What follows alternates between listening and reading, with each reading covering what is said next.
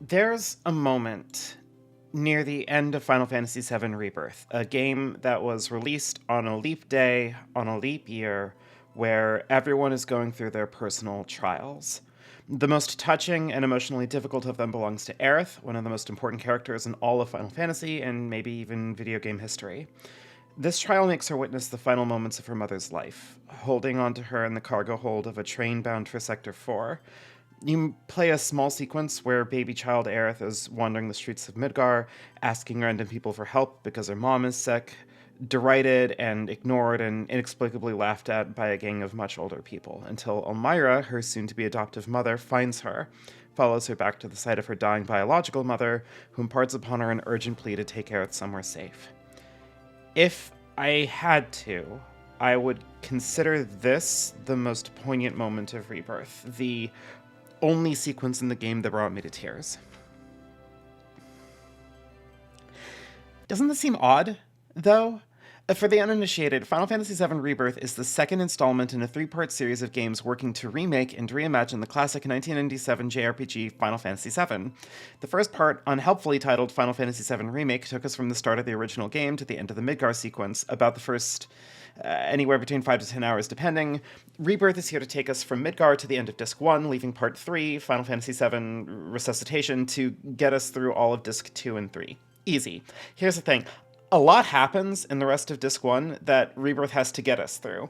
A bare-bones plot includes sneaking into Upper Junon, the second city built so that the wealthy literally live on top of the poor, in case that metaphor was, lost on you. Going to Costa del Sol, going to Barret's hometown and finding out that he's kind of complicit in its destruction, going to the Gold Saucer. While not a city, it is the third big structure where the wealthy gather on top of the poor, in this case a literal prison town.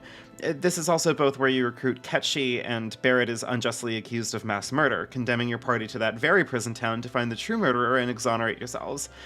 You go to Cosmo Canyon, where Red 13 is from, and learn about his dad. You go to Nibelheim, where Cloud and Tifa are from, to find it restored from Sephiroth setting it on fire 5 years ago. You go to Rocket Town, recruit Cid, get an airplane, turn it into a boat by enemy machine gun. Use it to search for the Keystone to unlock the Temple of the Ancients, only for Ketchi to betray the party and pass it off to the enemy. All while forcing you to keep him around since he's holding Barret's daughter and Aerith's mom hostage. But hey, you go to the temple, acquire the black materia, get possessed by Sephiroth and give it to him, then you follow Aerith into the sealed forest, and something bad happens to her, and you all continue pursuing Sephiroth into Disc 2. This isn't including the 2 optional characters you can recruit, Wu Tai, Fort Condor, and I guess getting Omni Slash and the Umbrella if you're a real committed freak. So, why?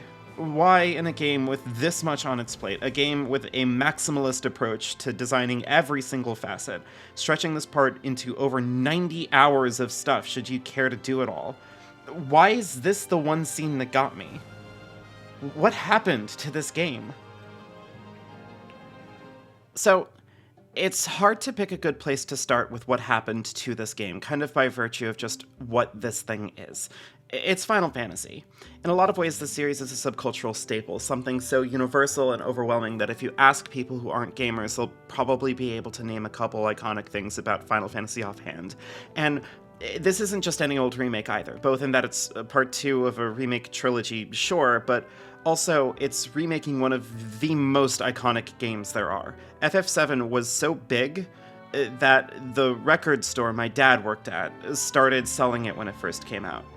If that doesn't sound impressive to you, stores used to have kind of a singular topic to them. So for a music business venue to sell a video game, look, it'll take too much time to explain. Point is that this is a monumental thing, an extremely high-profile event, and with a lot riding on this remake economically and culturally, it's not the kind of project where lazy, uninspired work will pass muster. The game has to work, and by and large, it does. It works so well that it has complicated the fact that I hate it as much as I do. The combat is fun. The new party members' playstyles are okay. The new moves range from inoffensive to wild and kind of busted. The open world stuff is passable, I guess. I don't really play open world games that often.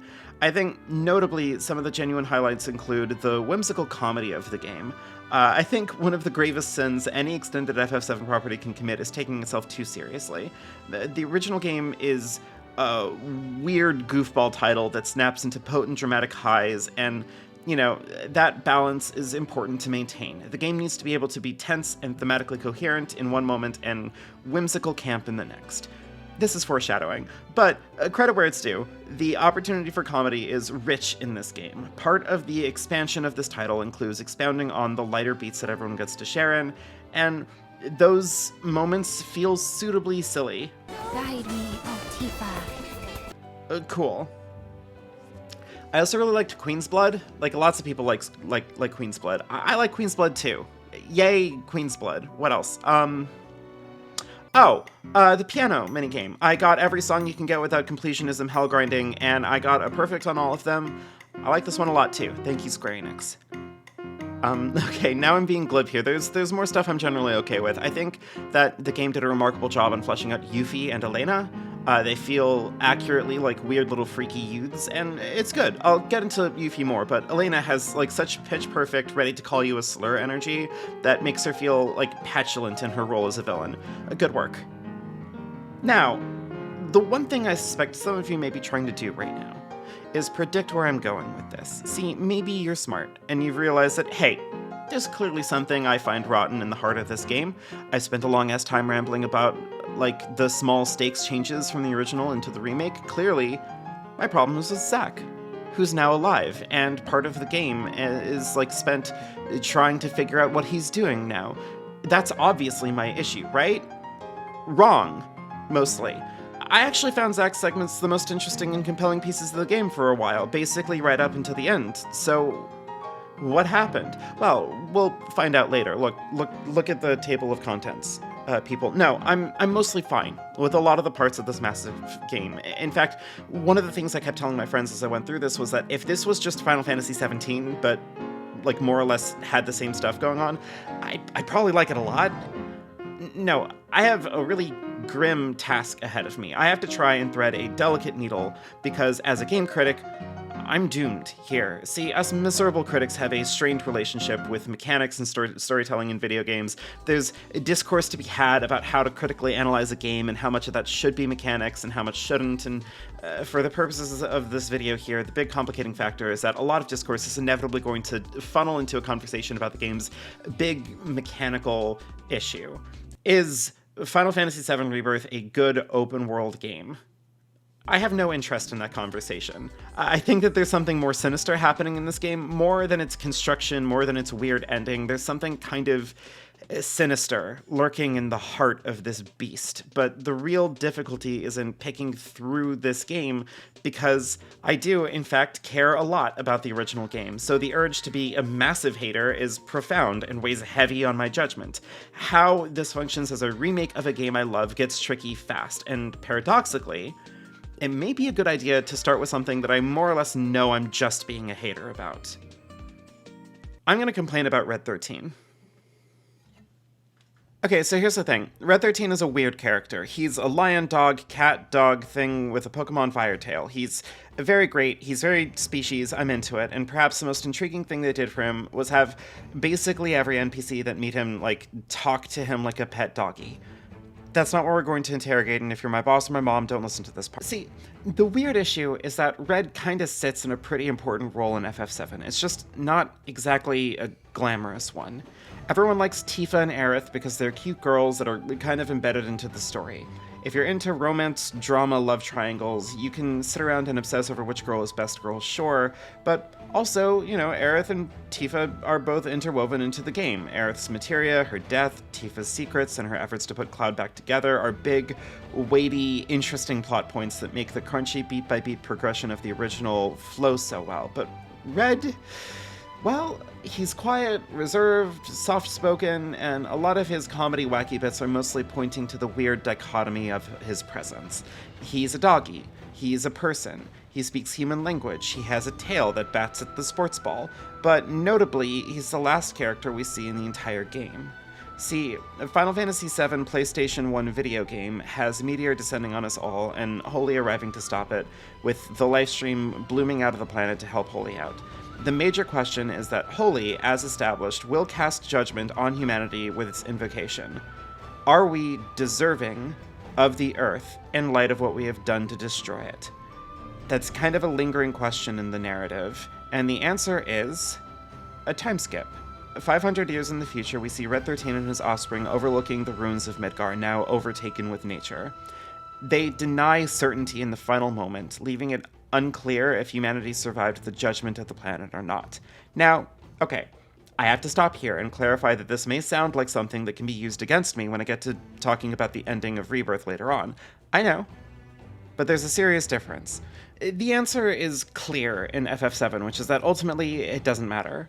The actual point is that nature reclaims everything and everyone. We all will return to the planet. The struggles of Cloud, Tifa, Sephiroth, Cisne are all important in the small scale, are all meaningful because we're people and caring for each other is innate, but in the context of something as big and weighty as the fate of the planet, the answer cannot be meaningfully made by giving you clarity on whether Cloud lives or not. It's a denial of a menial answer in service to a greater thematic point. Keep this in mind for later, but also this is shown to us through Red 13, the survivor of a species that's here to watch over the planet, and now he has fully grown into that position centuries after the game. It isn't a sexy, fun character arc unless you're into that sort of thing, but it is a thematically potent one. Having Red go through this journey, confront the truth of his father, which propels him to keep with the party to stop Sephiroth, to confront worries about his own agency and mortality in the face of great uncertainty, is powerful, and the way Rebirth deals with it is... well, it's fine. It's okay. The essential beats all exist. He does meet his father, gain a new perspective, continue on the journey, blah blah blah, but it's done in a way that feels made in a lab to annoy me specifically. Okay, the pettiest issue is definitely the voice direction. I generally like all the voice acting in both Remake and Rebirth. The English dub is mostly good work. I know some people have an axe to grind with Matt Mercer, but he's fine as Vinny V, and Max Mittelman does a solid job. I just think the voice direction is wrong. However, I do understand the depths of my weird haterism going on here. I watched, in preparation for this video, all of Tim Rogers' Let's Mosey slow translation of Final Fantasy VII, and in Part 9, he talks about the sudden shift in tone and behavior Red shows when entering Cosmo Canyon. See, translating text from Japanese into English is really fucking hard, even if you're not, for example, a single guy with a 2-week deadline and a massive spreadsheet of all the dialogue in Final Fantasy VII PS1 video game. There's a ton of complex little nuances in tone and delivery that go into Japanese text that can get extremely hard to translate. It's actually why the big online debate where anime fans and gamers are complaining about English dubs are all idiots. Hyperliteral translations all suck terribly because English doesn't have a lot of good ways to really convey the subtle meanings strictly through text. And even in something like a dub, that script has to be written before the actors speak it. And that act of writing, you get it. So, what's happening here is that Red, upon returning to Cosmo Canyon, breaks his stoic old man persona and refers to himself with the first-person pronoun oira, which Rogers describes as... oira, for a cute little happy tiny chubby baby boy child. This is a hard thing to communicate in text, right? How do you, entirely through the written word, communicate that Red 13 accidentally outed himself as a little kid, littler than Japanese Miles Tails Prower, while only using the words that communicate that this is where he was from? Well, the decision they went with, in both Japanese and English, I checked, and after 3 years of half-assing Japanese lessons on app redacted for crimes and direction from Tim Rogers' video, I was in fact able to pick up by ear that he even uses oira in the Japanese audio, so I'm fucking cool. Sorry. The decision they went with was a shift in the voice itself. Hey, guys! It's me! Come back! Nanaki, his real name's Nanaki, has been putting on the air of a quiet intellectual, but in truth is a baby boy, so his grim, serious, cool guy voice is revealed as an affectation. His real voice is shonen boy protag. He's giving us Casper from Three Houses energy. He didn't play Caspar. He's giving us,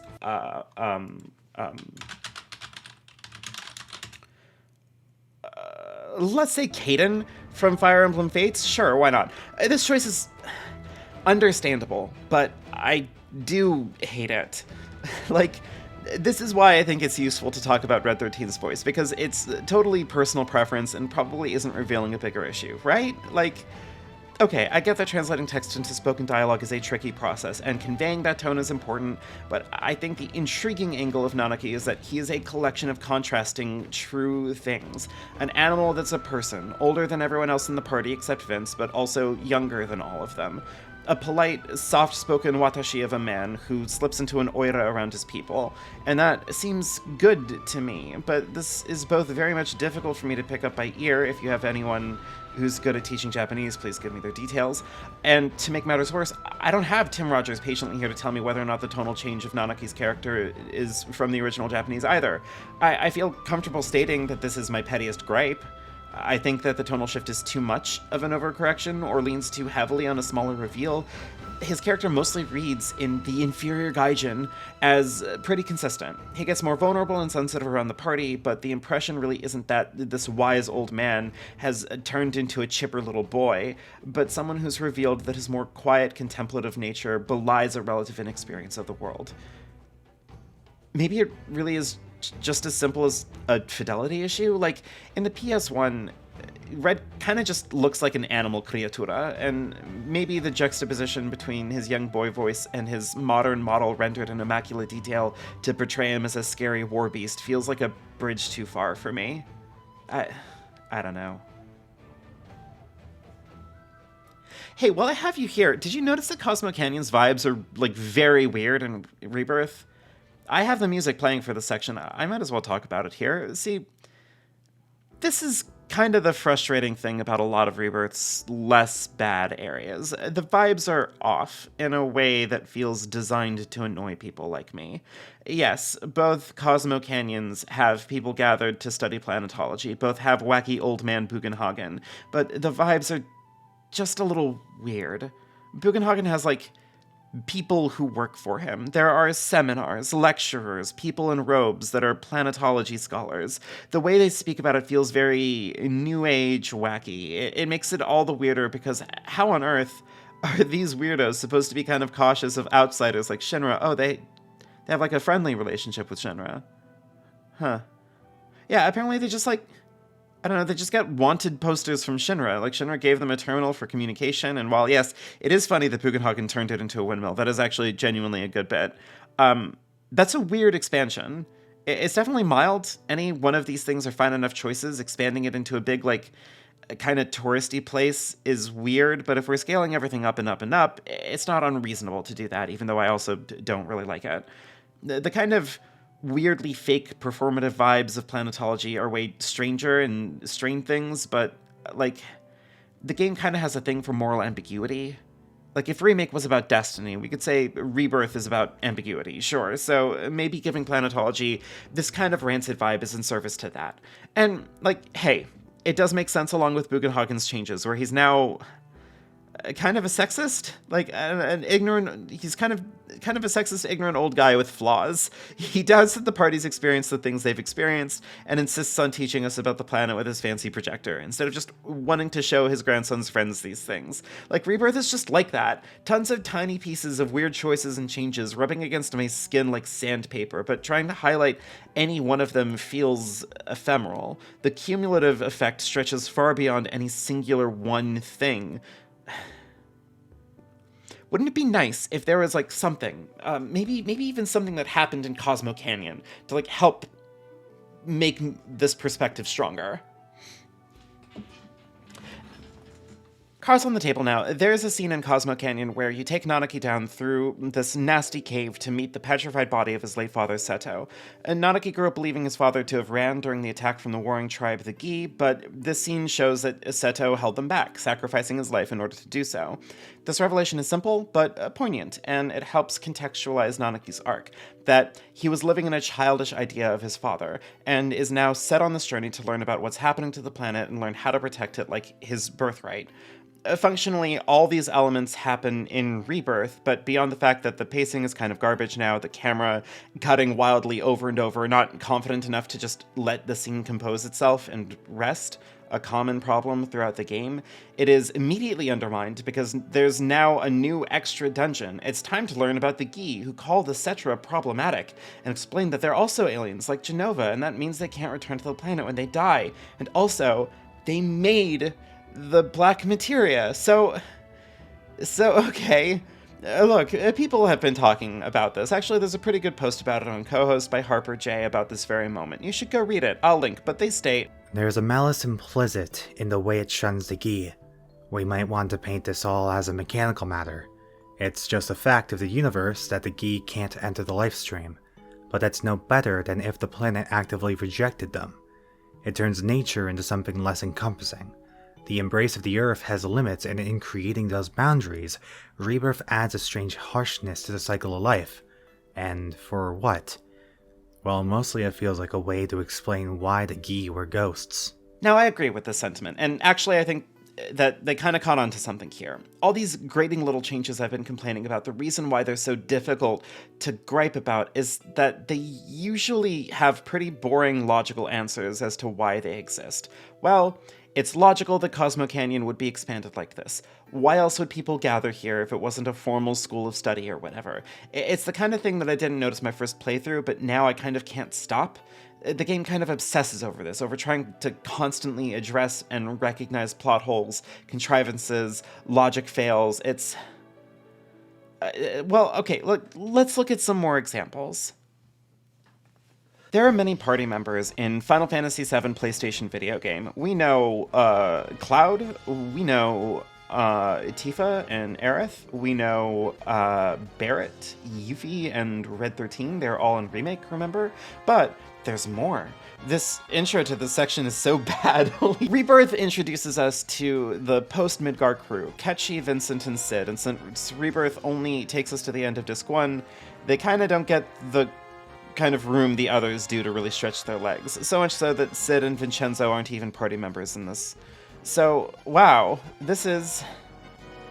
okay, this is frustrating to me personally, but I think they fucked up by placing the breakpoint at the end of Disc 1, but like, whatever. The thing is, it's not an unreasonable concern, right? How do we make the latecomers to the party feel like they belong in the tail end of this entire 90-hour game? Let's start with maybe the least bad example. So Vin for Vendetta is in a weird place in the original FF7. See, he's an optional character, so the main plot kind of has to be able to go on with or without him.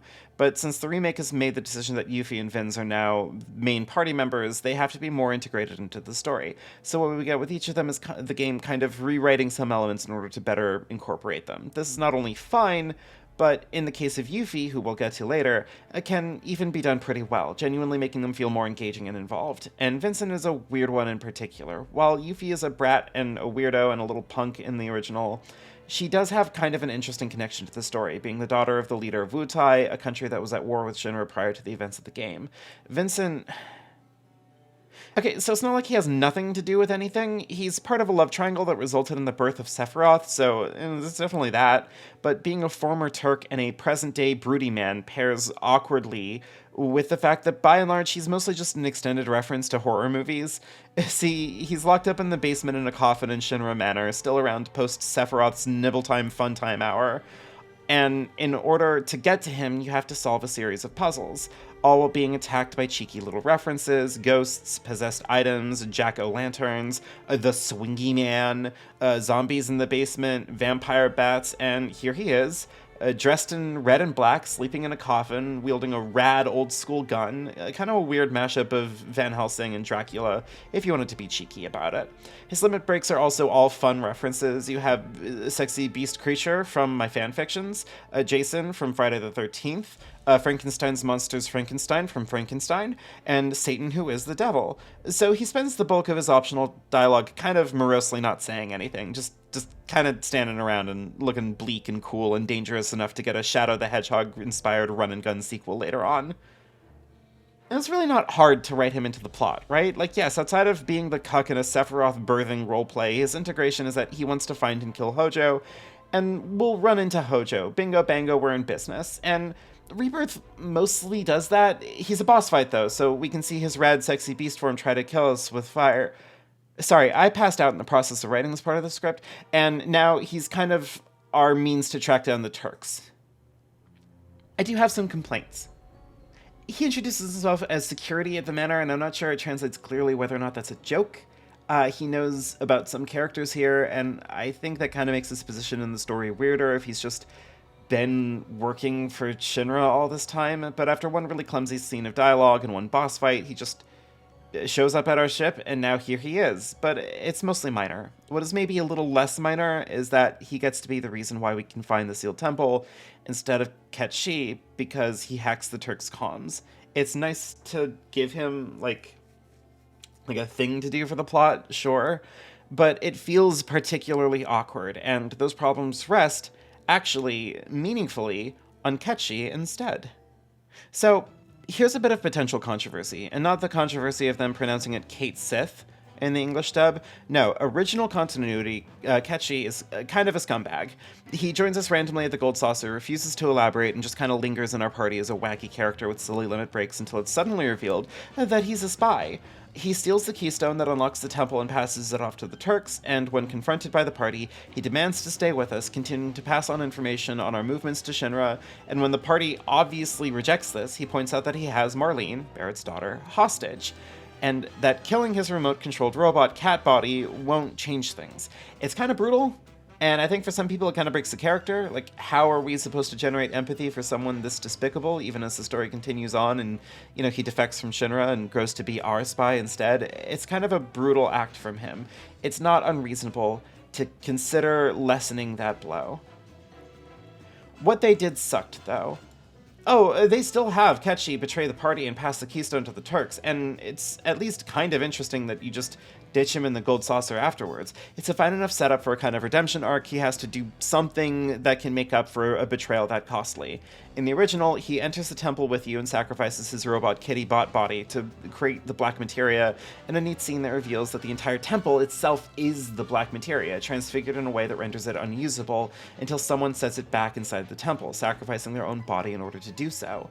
We don't want to sacrifice anyone in our party, but Ketchi isn't a real body and has duplicates, so he gives his form up so that we can get the black materia. This is after the Turks were already injured and pushed out into the temple. It's a small act of kindness, and it isn't used to redeem him fully. That starts to happen later in Disc 2. It's a little sloppy, fine. What do they do in Rebirth? Well, now the temple just does house the black materia, or maybe a fake. It kind of doesn't matter.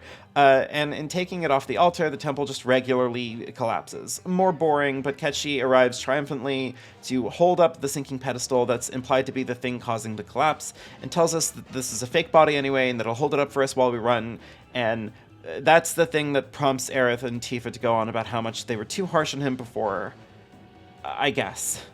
It's the kind of decision that softens the blow too much. When you reunite in the Sealed Forest to track down Aerith before her date with Sephiroth, Ketchi gives this explanation to Cloud.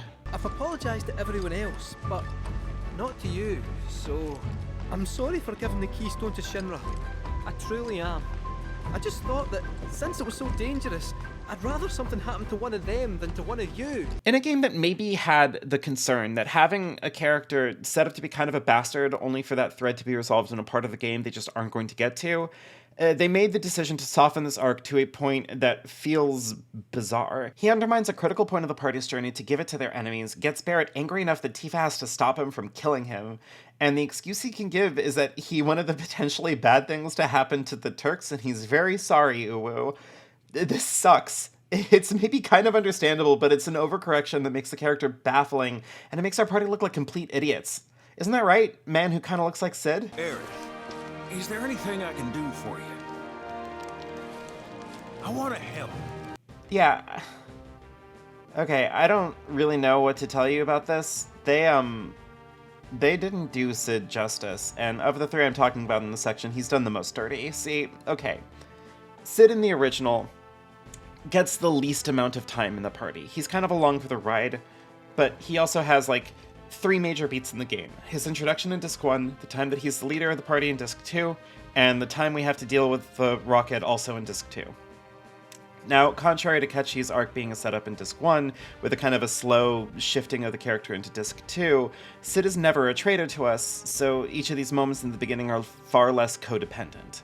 Like, Yes, Cid's character is established in Disc 1. He was a pilot working for Shinra. He was in charge of getting a rocket into space. It's his dream to go to space, you see.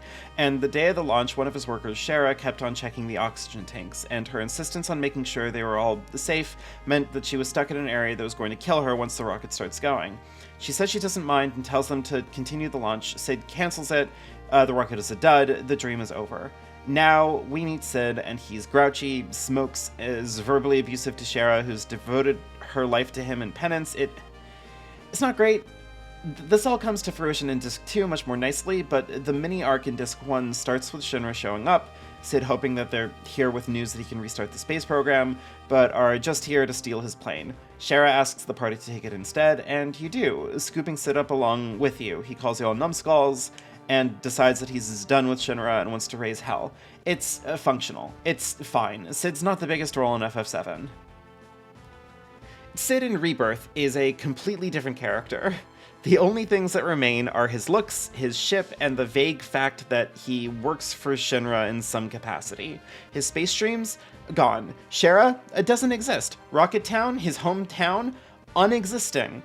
Maybe these are all waiting to show up in Final Fantasy VII Reincarnation, but everything about his character is gone. He's not even grumpy, he just has a country accent and the hots for Aerith's biomom Ifalna. No, I'm not kidding, the way they wanted to reintroduce him, to give us Cid for the first time in the Final Fantasy VII Remake, is to have him show up and talk about how Aerith's mom has got it going on. That's what they thought would help him integrate him into the cast. He doesn't know she's dead until Aerith tells him, and then he miladies her and is now our driver.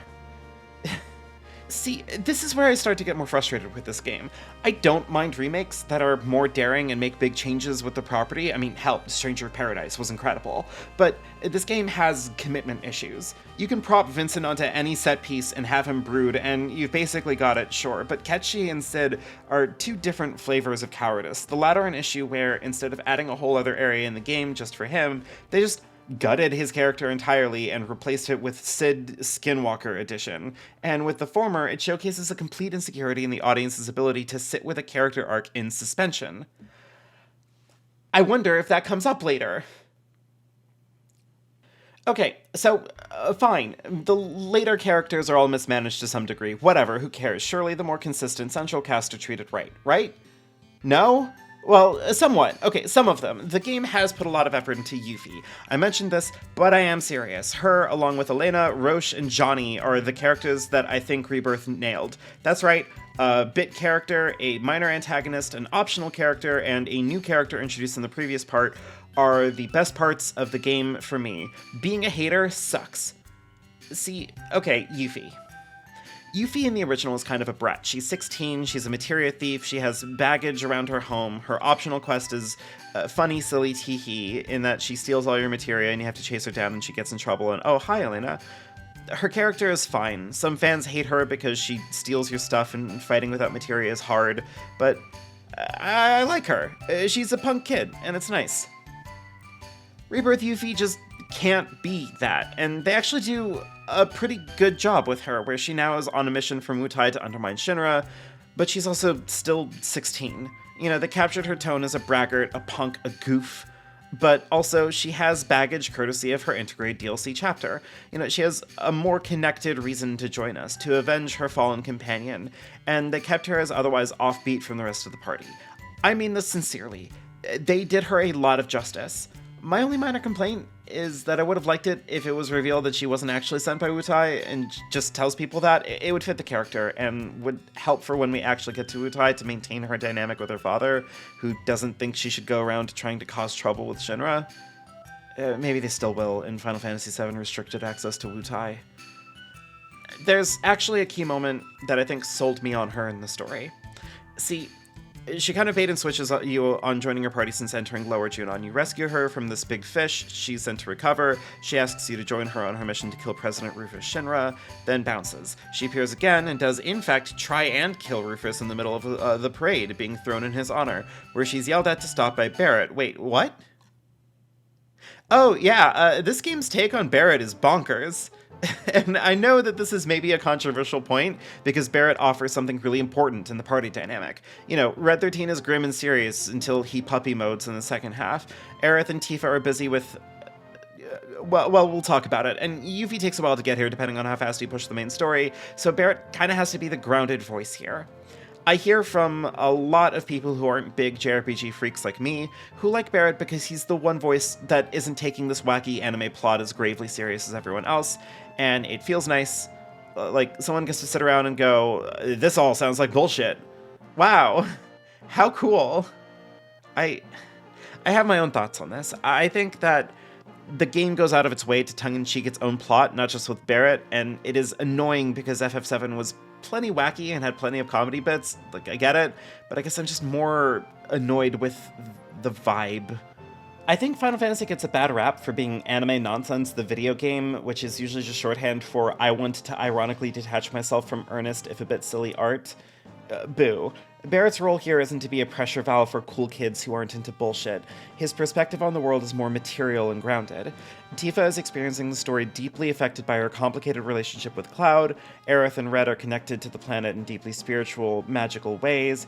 Barret's relationship is meat and potatoes.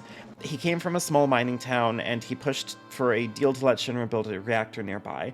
They promised to employ the miners, give them better wages, a better quality of life, and he wanted that for his wife and his friends in his town. Then Shinra blames a reactor meltdown on the town and burns it, in the process killing Barret's wife, permanently damaging his arm, and seemingly killing his best friend Dyne in the process.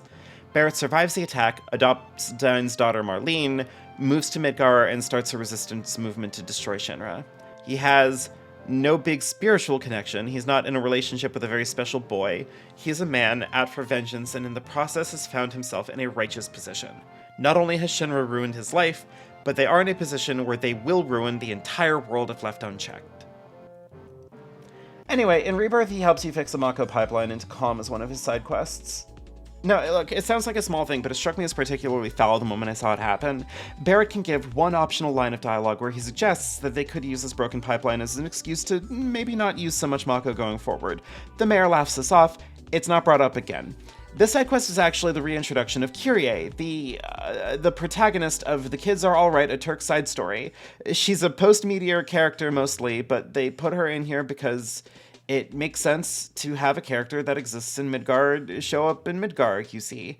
Anyway, this side quest is about her. She shows up from time to time in Rebirth. It's largely forgettable. I'm sorry, Kyrie, you're not a bad character or anything, but the pivot in this quest to reintroduce her and set up her kind of playfully antagonistic vibe going forward, all so that we can fix the pipeline, and Barret is just okay with this. He likes you more once you complete this quest line. In fact, it feels kind of disgusting. And maybe it's just a weird one-off thing. If not for the Junon parade. Yeah, remember when Yuffie attacked the president? See, that was in the middle of him finishing up a deal he's cutting with Cloud, Aerith, and Tifa. See, you infiltrate the parade, and Rufus calls your gang up and tells them that he's willing to drop the pursuit on us on two conditions. One is that we never go back to Midgar, the other is that we kill Sephiroth.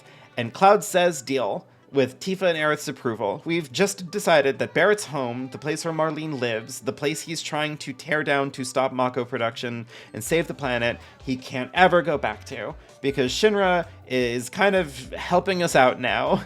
The deal is interrupted and falls through by Yuffie, and an act that the game mercifully doesn't paint as wholly terrible, but it obliterates everything Barret stands for should it have gone through.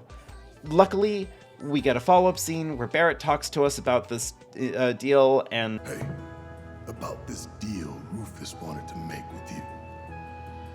I know it's off, thanks to Little Miss Ninja's stunt, but personally, I think she did us a favor. Nothing good ever came from making deals with the devil. Shinra can't be trusted, no matter who's in charge. Really? I'm sorry, I try not to be, performatively angry about this, but what the fuck is this? Who is this Barret impersonator? Sure, he's funny, he's grounded, he has good rapport with the party, he and Yuffie have a fun, easy bond, but what is the point? of all the levity and whimsy soaking every corner of Rebirth if it comes at the direct sacrifice of Barret's values? Why remake Final Fantasy VII if you're just going to remove the things many of these characters stand for? This is why I put Yuffie and Barret together, by the way. Yuffie more or less becomes the radical voice in Final Fantasy VII Rebirth. Yuffie.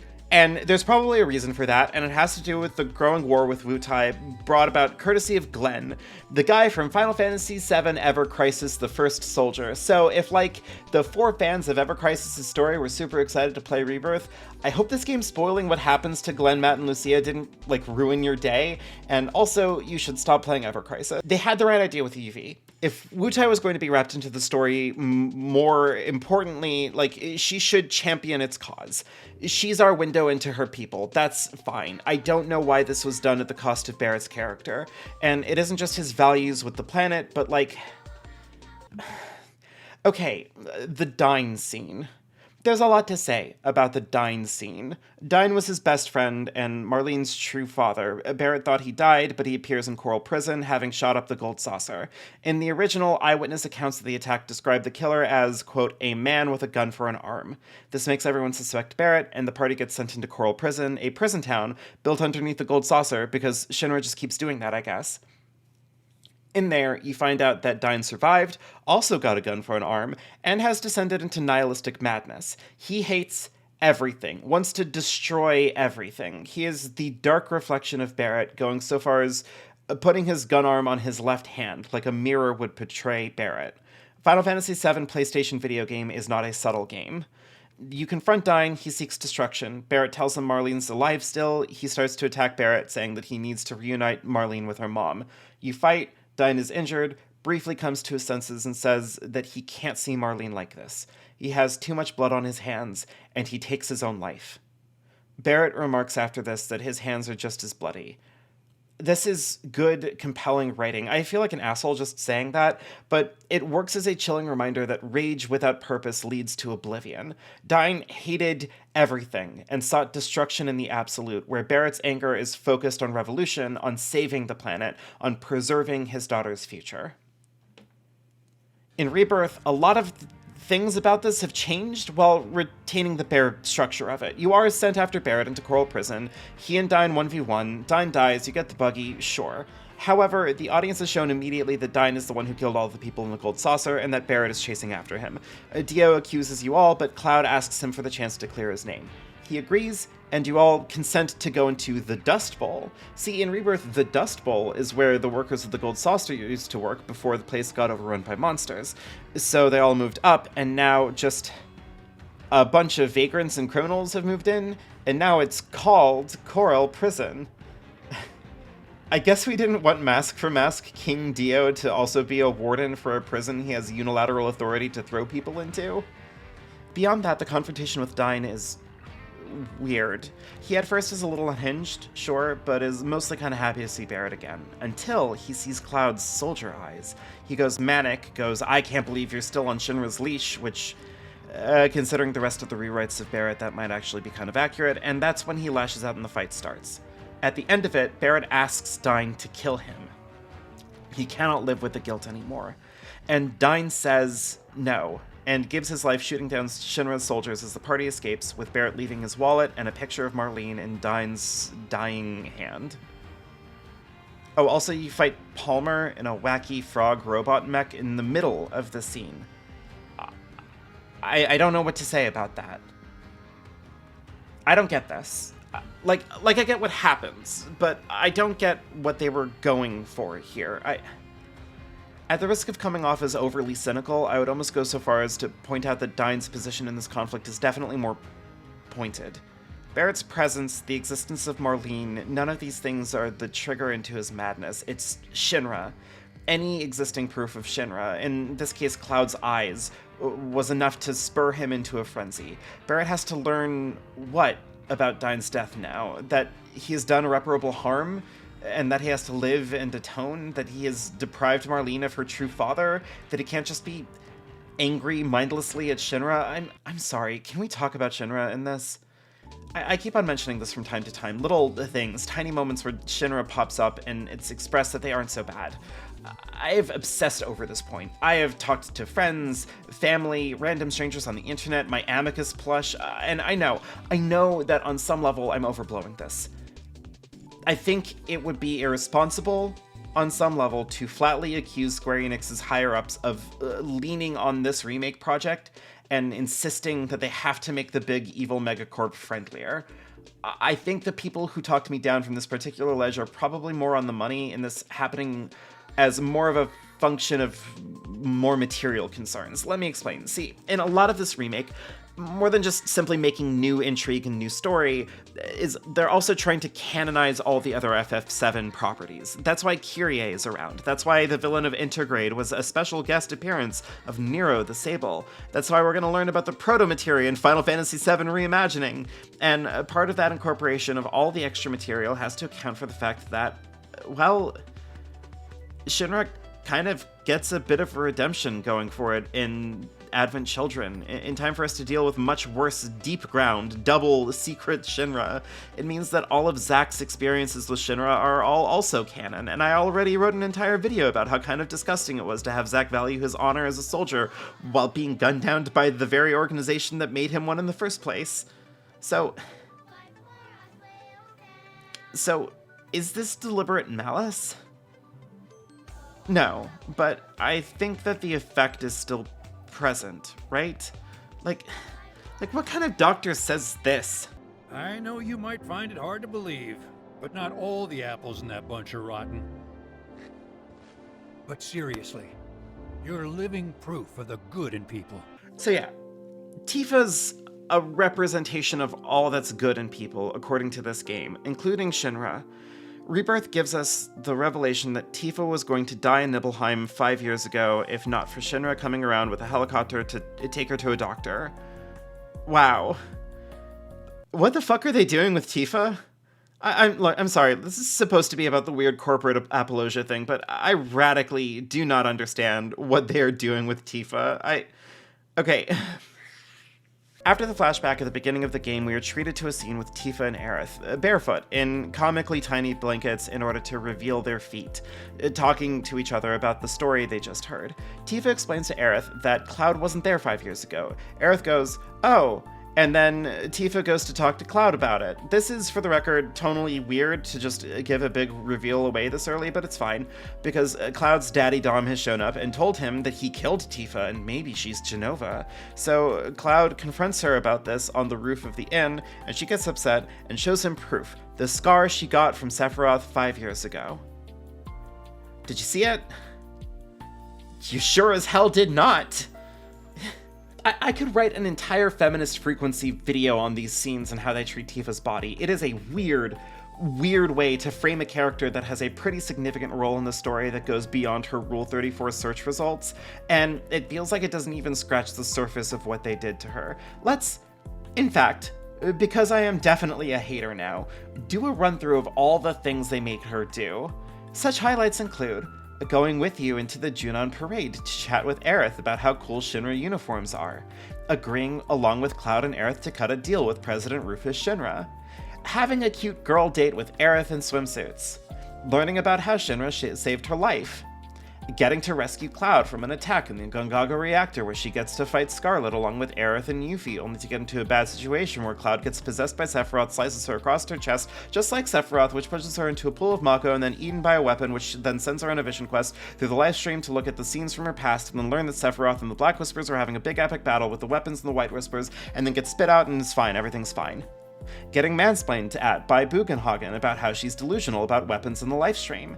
Revisiting her old home recreated post getting burned down. Ending the game with a weird implication that Barret wants to ditch Cloud, but Tifa's pushing the rest of the party to just be cool around him. Please do it for her. I want to talk about the ending so badly. So, a more useful overview is that Tifa's role here is a little bit of a mess. It's frustrating because the original seemed to have a much stronger idea of how she functions.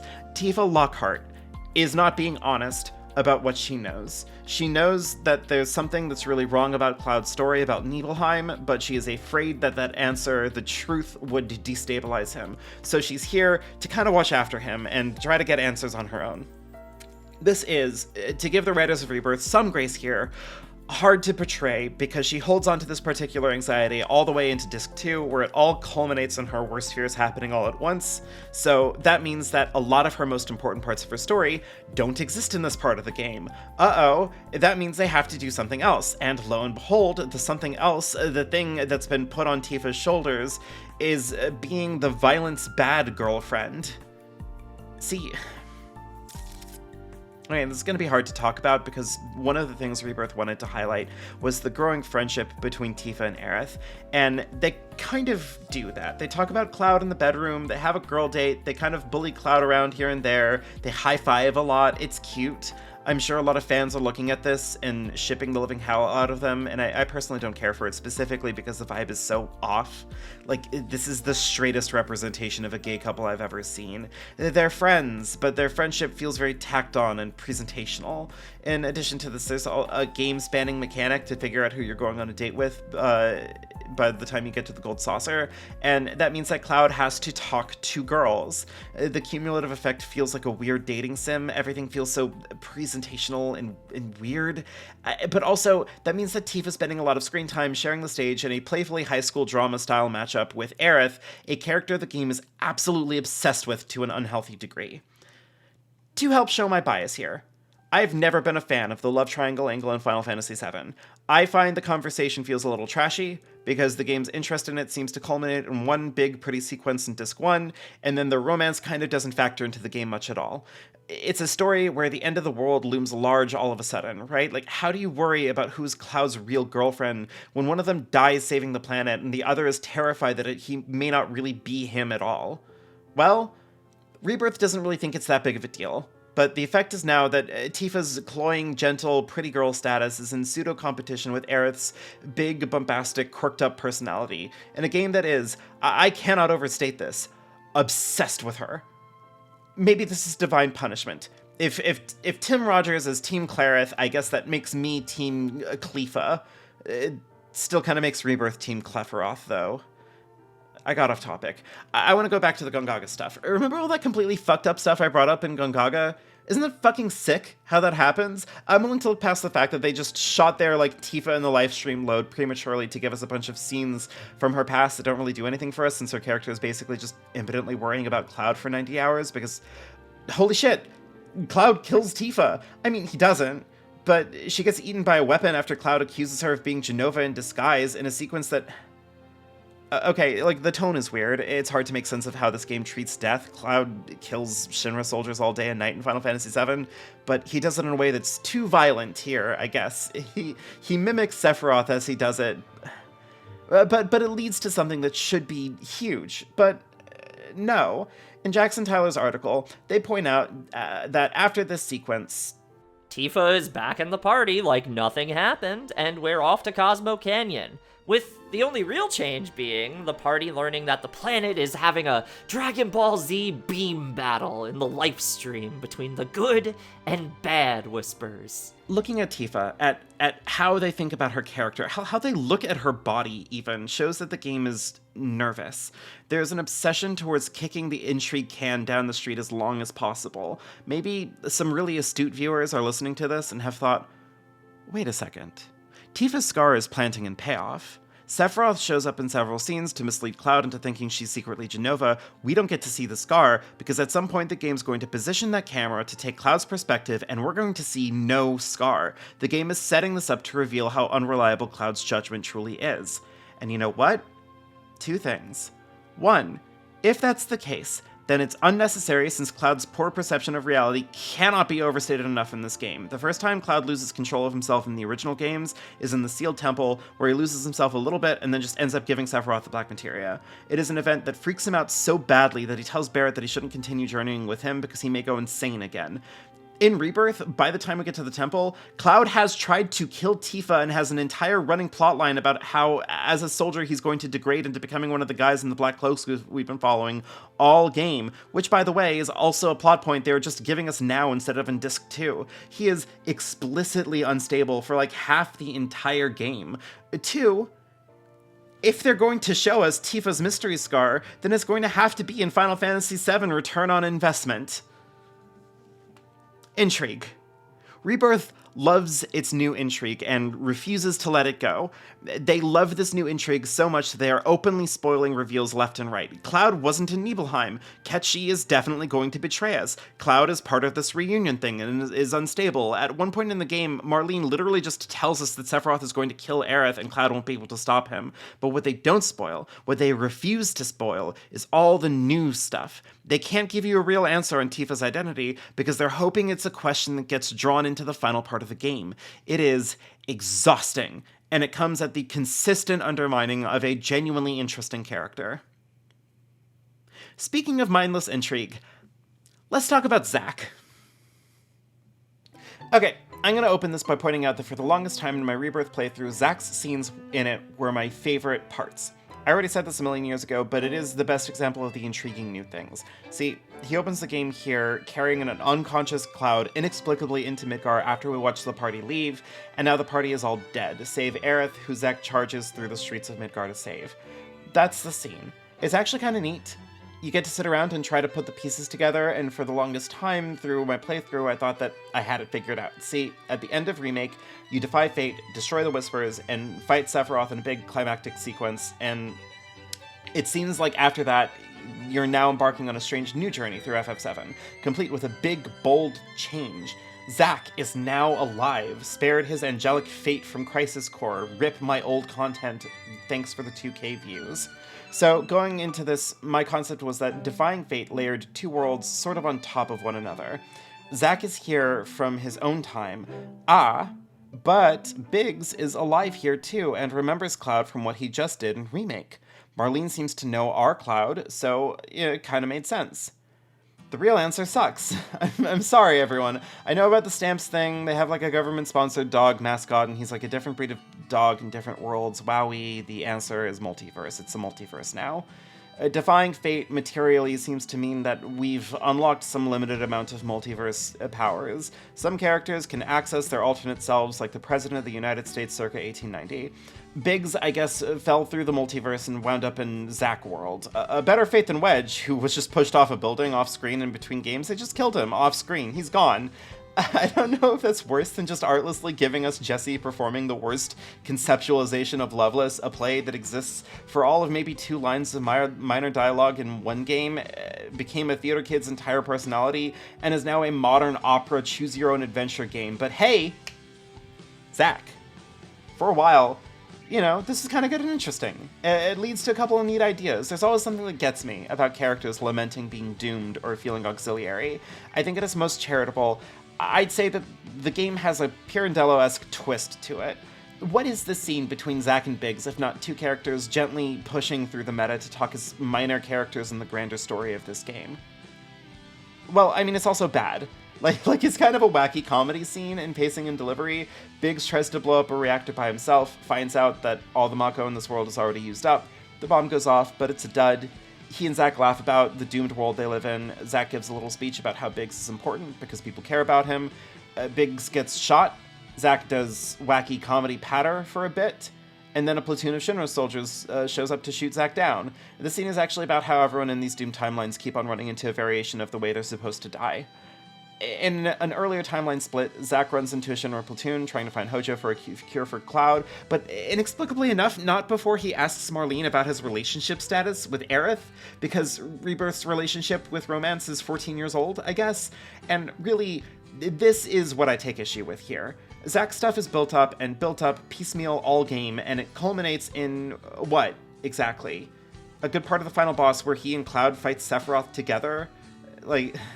They do a dream drop distance, and then Zack's just booted back into Zack World, but with a cryptic remark that maybe they can reunite in the future again. This is made doubly frustrating because I kind of like Zack generally. He's FF7's take on Goku. Hear me out. He's a dumb himbo, he's weirdly strong, he tries to protect everyone he loves and they die anyway, he has spiky black hair, he has a few attacks where he punches people, it's all there, and that's fine. A lot of the more sentimental, less radical reshaping of this game suits him. He's a strong, emotional, chipper goofball, and outside of him having the worst scene in the game, his vibe is something you may want in the party. There's a childish part of my brain that is excited at the prospect of this game taking a swing so big that they just add Zack to the party. Wouldn't that be wild? Like, they could even let him be the leader after Cloud loses it to make sure Tifa doesn't do anything important. But they don't. The potential is there for Final Fantasy VII Return to Zack, but what we're left with is a frustrating peek behind the curtain, a troubling implication that all of this intrigue is going to amount to very little by the end of the day.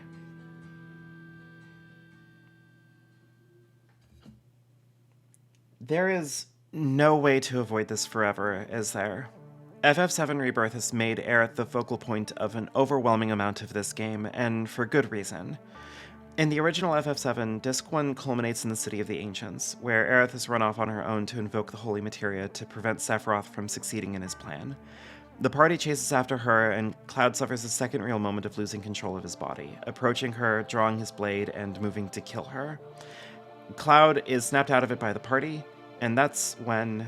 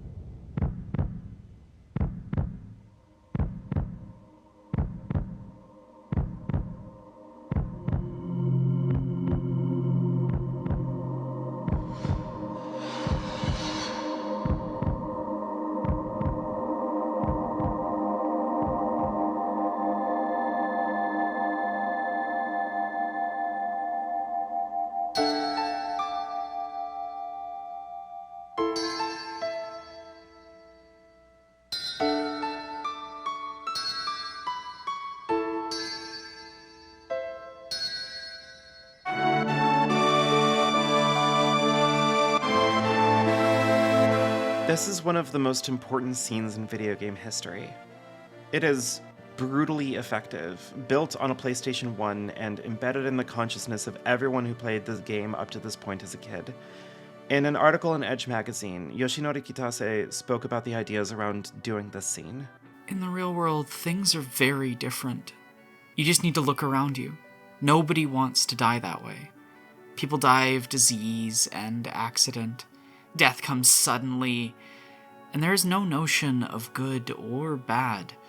It leaves not a dramatic feeling, but great emptiness. When you lose someone you loved very much, you feel this big empty space and think, if I had known this was coming, I would have done things differently. These are the feelings I wanted to arouse in the players with Aerith's death relatively early in the game. Feelings of reality, and not Hollywood. This sentiment is part of the reason it's so powerful a scene. The game denies you the grace of parting words, no gentle affirmation that Aerith is happy that she got to see you one last time, no big dramatic speech. Her final words happen to Cloud in a dream he has while unconscious after heading off the Black Materia. It's hard to tell if they even really could be considered her words. She dies wordlessly, never to speak another line in the rest of the game. You can occasionally see a vision of her back in the church in Midgar, and there's a flash of her face at the very end of the game, but that's it. Cloud remarks, heading off on the journey to chase down Sephiroth, that he doesn't know what Aerith was trying to do to save the world, and now it seems like they'll never know. A critical part of her death in the original exists in her absence. Aerith is a vibrant, purposeful character, and her no longer being there is palpable. What do they do in Rebirth with this? Are you perhaps anxious to hear me talk about it? Let's just take a moment to look at Aerith. It's called building suspense. Aerith has been given a lot of love. in Rebirth. A lot of room to stand at the forefront. She's quirky, fun, energetic. She has low-stakes girl time with Tifa. We've talked about all this. And frankly, on the list of things that upset me the most about Rebirth, basically everything they do to her doesn't even touch the top 5, like including the finale. Most of my gripes with her are kind of small stakes. I find the new conflict between the Gi and the Cetra to feel very limp, and Aerith having a moment to go into the camera and say, am I problematic now, Mr. Guy dressed in indigenous clothes, feels particularly insipid, but if I had to pick a real fight here, it inevitably has to be with the ending. After the temple sequence, where Cloud chases down Aerith, who gives him the black materia, a scene that... Okay, like, the scene doesn't work for a lot of reasons. He had already given Sephiroth the black materia like a few minutes ago. He just tossed it at Cloud to make him pick it up and give it back to him again because he's into pet play or something. I don't know.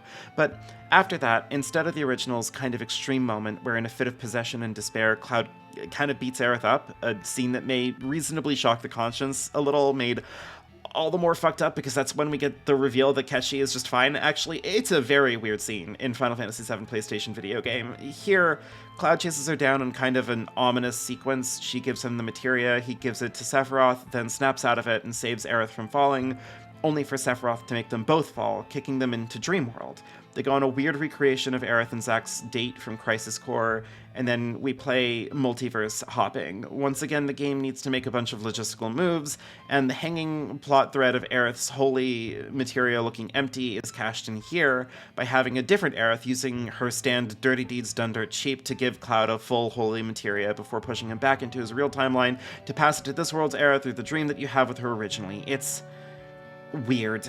And it only gets weirder because that's not even the full cashing in of the empty materia, because the game ends with Cloud just having both the black materia and the empty one, and a big question of why it's important still just hanging over our heads.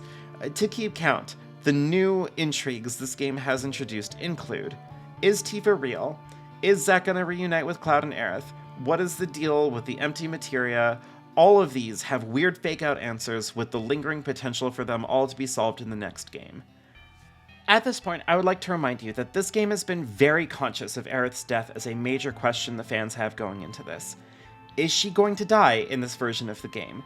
We spent 40-ish hours of our lives in Remake to defy fate and open the world up to many possibilities, so... are they going to kill her? When I entered into this project, I had predicted 3 options they could take. Option 1. This is the myth of Orpheus. Any good retelling of the myth of Orpheus, in my humble opinion, is built on bringing the audience as close as possible to the potential that they're going to change the ending. That this time Orpheus won't turn back, and he will succeed finally, only to pull the rug out from under them and have it happen all over again. I figured this was the best case scenario for this project, and it's still bad. 130 hours of teasing the possibility that she might live, only to put a sword through her anyway, would suck, but it would be the one move that would be at least respectable. Option 2. This time they lean full into fan service, and this is the version of the game where she lives. Also bad, because I think the game is more interesting in its construction with the pivotal character dying early on and leaving everyone else to figure out what they can do in the face of such a catastrophe, and unless it was paired with a big monumental departure from the game, like some reveal that this has all been like a sequel all along or something, it would feel gaudy, a childish wish fulfillment. Option 3. They cut the baby in half, and Aerith from this timeline dies as she's supposed to, but we have a spare one hanging out with Zack, who joins the party with Aerith too.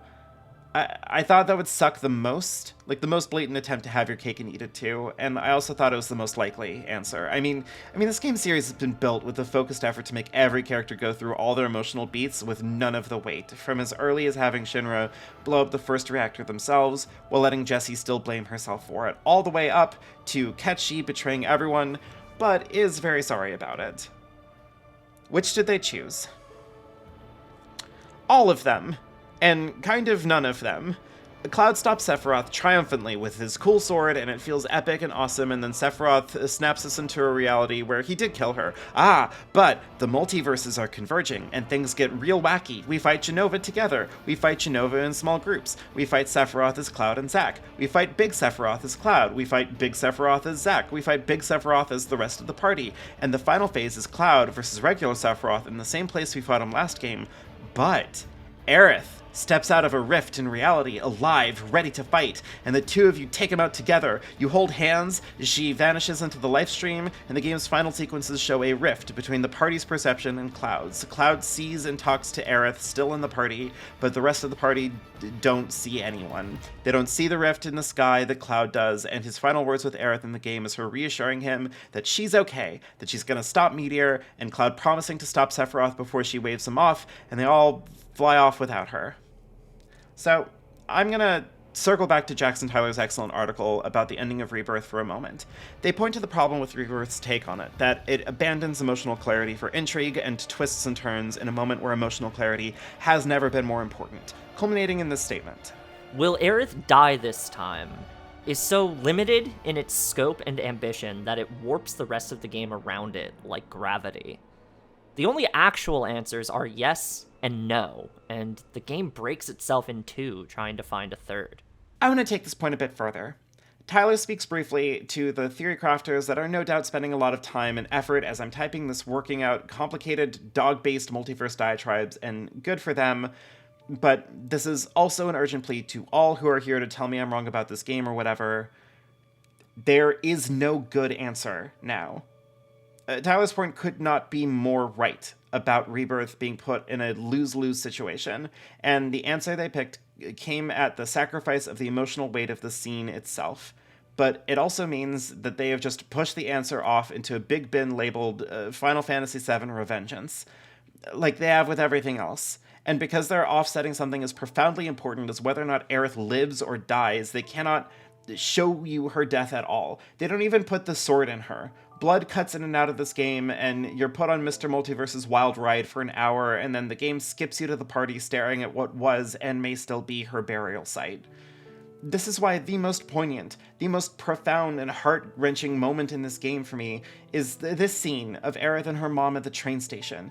And even that isn't free from some bizarre decision-making. It's cheap, in a way, having a small child crying, lamenting that she can't save her mom's life, barely needs context and depth and circumstance. It's visceral. It's the same reason why Dyne's mismanaged sequence feels as powerful as it still does. This game stinks. And it stinks of more than just a maximalist design perspective, more than the dulling of Shinra's evils, more than the rewriting of Cid and Ketchi and Barret. It reeks of cowardice. The game stands at the crux of a particular fate it wrote for itself.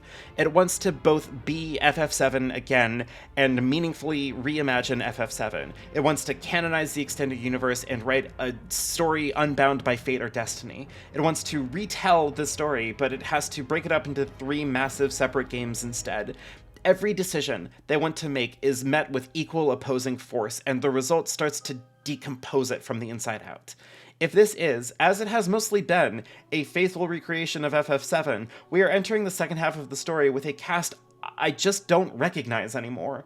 Tifa is lost, Barret's values are muted background noise, Cid is just a different character entirely. This recreation has come at a price so steep that they didn't even give us the dignity of Aerith's death. And if this isn't a recreation, if Part 3 is coming in with them actually meaningfully paying off all these hanging threads, then they have done so at the soulless expense of dangling this remake over our heads for 130 hours all told. We've been stuck with a lingering promise that this time things may be going very differently for years, only to have Rebirth make some of the tiniest swings imaginable with all this buildup. Some of the lore around the situation is different. They've undermined the heart of the original in myriad ways, but it was all in service of putting us into the same position we were in about 4 years ago. Now, they say, everything really might be different. What good could come from the final part of this game? I want to close this out talking about the song. Aerith, when we revisit the Gold Saucer, sings this kind of decent song about reuniting with a loved one, even through impossible circumstances. It's the kind of song that's an over-the-top expression of the tragic longing the fans were giving upon Aerith's death 27 years ago. If this were a faithful recreation of the game, this would be a little extra, a bit of a gut punch, because that is exactly what some fans wanted when they played this game as children. Who doesn't want Aerith to live on some basic emotional level? But as it stands now, it is torturous. It reflects more than the longing from fans, the obsession of the developers. Remember that quote from Kitase? Where is that man now? He wanted to give us something that felt like reality and not Hollywood, a death that was upsetting because it denied us closure. She is gone without a closing statement on her own life. What we have now is a glut of Hollywood. They went in wanting to retell the story like Orpheus and have come out of it like Achilles' mom, holding onto the baby to his own ultimate downfall. Back when I was in acting classes, my mother explained the art of performance to me like this. Creating art is like making a paper airplane. You can spend all the time and energy refining the craft, building and shaping it how you like, but at some point, you have to let it go and trust that the work you put into it will let it fly. I have spent 90 hours of my life watching a team that at one point made something beautiful, awkward, sloppy, buggy, but earnest and thoughtful, now make a gorgeous, sweeping, expansive paper airplane and have kept it in an iron grip on the entire way through. We can't leave mysteries from the original hanging in the air, so we're just going to spoil them as soon as possible. We can't risk people being upset because some of these characters were fucked up and did awful things in the original, so now Song, Sid, Ketchy, Dine, Rufus, even Cloud has their worst parts rubbed off their characters, occasionally replaced with easier to consume, less complicated struggles. We can't commit to meaningful closure of any of these new threads, lest the game feel too final, lest the audience feels they've seen enough of this hot new take on this game. So they spend 90 hours juggling Zack, Aerith, Biggs, Tifa, Sephiroth, and Cloud's fates in the air, and letting as few of those pieces land as possible. Maybe Zack will rejoin us. Maybe Aerith will too. Maybe we'll see a scar on Tifa's body. Maybe Sephiroth has a bigger plan than the one he's always had. The sheer lack of confidence in the game's source material and the new additions it's provided is pervasive. Its best strengths are ephemeral and shallow. They can make a great card game. They can convince me to spend hours of my life talking to Chadley. They can make Barret funny and have the girls hold hands and have Sephiroth calling Cloud a puppy, but they can't commit to something. They have to undercut everything. They have to shy away from a serious emotional catharsis, from any real sense that you can have a connection to the characters in this game, because maybe the camera will pan out and there's going to be a different dog than usual. In researching this video, I pulled footage of Aerith's death before recording my own from a video 15 years old. In it are comments from people 8 years ago, excitedly talking about how hyped they were to see this scene recreated in HD. I don't want to be so brazen as to make any claims about true fans or anything, but I think that the impulse to make her feel meaningful as a character, the feeling that you've lost something irreplaceable in your life, is something that a lot of fans wanted to revisit. It's painful, excruciating to lose someone you care about, but the realm of fiction gives us a safe place to feel these things, to mourn, to accept it and move on. I feel bad for these fans who wanted this part of their childhood remade. I feel bad that we've reached a point where this project has shot for novelty and intrigue in favor of sincerity. Quantum Aerith isn't even the worst part of the game for me, a deeply petty hater, but it is the most important failing of a project tasked with remaking one of the moments in video game history. Maybe everything will be explained in 4 years, but until the industry learns that explanations, lore, logical consistency, world building, these things can't be complete replacements for meaning, for a sincere art, that you can't fix superficial plot holes until it makes a good story by natural consequence. Until then, I can see the future clearly, and it doesn't look good. Special thanks to Alexi Angelica, Bees Louise, Blair Enix, Caitlin Fisher, Cole Brayfield, Colleen T, Evan Kearns, Gail Simmons, Lewis Wells, Low-Res, Maria Aladren, Michael McNay, Mocha Lapin, Nurai the Redmarked, Professor Bopper, St. Rawberry, Thomas Wolpez, Valerian Wraithwall, and Zetetic. Thank you very much.